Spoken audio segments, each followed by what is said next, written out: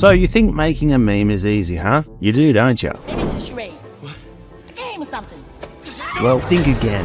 In this video, I'll show you just how much blood, sweat, and tears went into creating mine. It took me almost 2 months to create my latest edit. In the meme, I combined the Fifth Element's Ruby Rhod, played by Chris Tucker, with Hogwarts Legacy, specifically with a certain sexy professor that the whole internet is going nuts for, Professor Mirabelle Garlick. Oh my god, let him cook! Oh my god!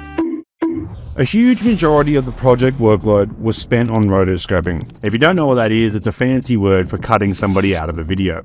Oh, fancy! I decided to put extra care into the detail to make smooth masks by switching out my classic go-to tool, Rotobrush from After Effects, for more traditional methods using programs from Boris Effects called Mocha Pro and Silhouette. Jeff, throw this out. Will you throw it out? I wanted to be able to get the little details of his hair, and to do so I tracked his head movement and added about 1,000 hairs using a program called Silhouette, which allows you to create thin little lines as masks. To put Tucker into the game, I'd need to be able to match the camera movements from the Fifth Element with the background of the game. So I downloaded mods to control the cameras in the game, and I also extracted the 3D model from the game files.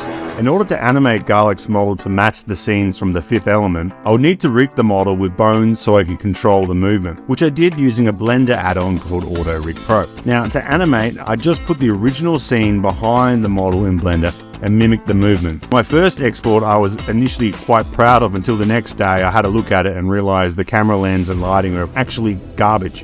And instead of looking like Professor Garlick, she looked more like the vegetable garlic. Garlic. Dried garlic? Yeah, little.